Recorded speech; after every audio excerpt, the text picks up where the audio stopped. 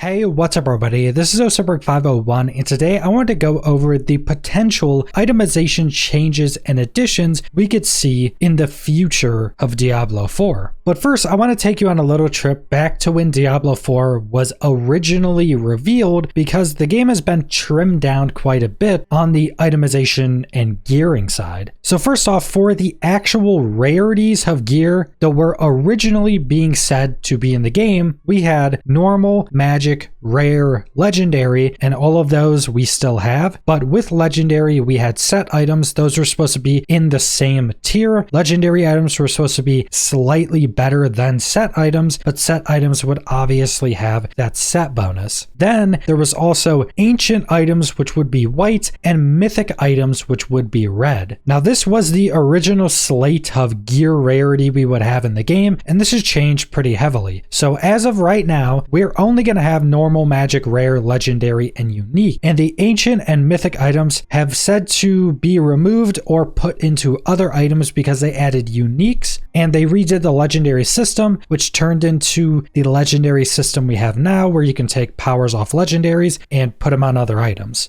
But I could still very much see them going back and looking at these ideas and trying to implement them somewhere down the road. Because you'll notice I also mentioned set items. And this is one of the pieces of itemization and gearing that we know is coming back at some point. Because the developers have said that they want to add set items in a future season. But they didn't want to add this on the launch of Diablo 4 because they wanted to make sure sets were implemented in a correct way where they're not a requirement. Because if you go to Diablo 3, basically every single build is built around a set item. You pretty much don't have builds that aren't using one or two different sets. And they want that not to be the case. Even when these rarities were originally revealed, legendary and set were in the same tier, and they wanted set to generally be slightly weaker, but the set bonus would bring them up to basically the same power as legendaries, so it would be an actual choice. So we know set's coming back, and I could very much see them taking all that old work they did and trying to rebuild it into a way that would make sense in the game in future seasons. And that brings us to another piece of the gearing system that was originally in the first Diablo 4 reveals, and that is runes. Now, how runes worked when they were originally revealed is there would be two types of runes. There would be a condition rune and an effect rune, and they actually gave examples. So for instance, a condition rune would say when you freeze an enemy, you activate the next socketed rune. So that's the condition. You have to freeze an enemy. And then another rune could be an effect rune that when active, this reduces a random skill's cooldown by 15%. So when you put that together and put it on an item, it would give you this effect. When you freeze an enemy, you reduce a random skill by 15%. And these runes would just be able to be put on pretty much any item. They might have needed specific rune slots, but this is generally how runes would be working. A decently cool system. Later down the road, the developers decided not to have runes in on the launch of Diablo 4. With more recent information, specifically from the developers, is that runes will be coming back at some point, most likely in a future season. And a lot of players coming from, say, Diablo 2 definitely want a rune system, and this was one of the reasons they actually said that they weren't going to be adding runes in on launch because they wanted to get runes right. Runes play such a big part in Diablo 2 and are such a beloved system that they did not want this system to be watered down or disliked. They want to implement it correctly in a way that will essentially honor the runes of Diablo 2. So we know runes will be coming somewhere down the road. We don't know if rune words will also be coming with that, or if they'll be keeping this system of condition and effect runes, or if that will be completely scrapped for another rune system, but we know runes are coming, which will also play a massive part in itemization and gearing after they're released. But that's where the known information ends. We haven't had developers talking about any other gearing or itemization systems that will be coming in the future. We just know about those two because those were systems in previous Diablo games, and the developers want to re-add those at some point and make sure they get them right when they add them in. But something we do know is that around around every 3 months, we're going to be getting a new season. And with every new season, we're going to be getting a bunch of new content, but specifically, we're going to be getting new gameplay features. So it's not just going to be some additional content or something like that. There's going to be new gameplay systems every single time. Now, with ARPGs and Diablo-like games, loot is probably the most important part of the game. So with new gameplay systems are always going to come with new ways to get loot and probably new loot in general. So maybe one season we would get sets back. Maybe another season we'd get runes back. But with that being said, every 3 months we're getting one of these. So most likely we are going to be getting quite a lot of additions in gear, how we're gearing, new itemization systems, maybe even new stats, new rarities. And I have the same opinion on gearing and itemization as I did with the crafting systems that are going to be in on launch, is that the developers of Diablo 4 are trying to make a stable foundation that has enough complexity to give you a lot of build options, but is not so complex that if they add something on top of it, it's just going to change 300 things and make the game way too complex and hard to balance. And I think that's the exact same thing they're doing with itemization and gearing. That's why they remove set items from launch and runes, because they want a good stable foundation, then to add in these systems later down the road, and to also give themselves more time so they get these systems and new pieces of gear right when they're added in. And we can even look past seasons at future expansions, because if you don't know, in Diablo 4, we're going to be getting a new season right around every 3 months, so 4 seasons a year, and then somewhere down the road, we're going to start getting expansions. Now, my guess is we'll either be getting an expansion every year, something similar to Destiny 2, or every 2 years, something more similar to World of Warcraft. And expansions would be much larger pieces of content or larger systems. Now, looking past all the content that could come in an expansion,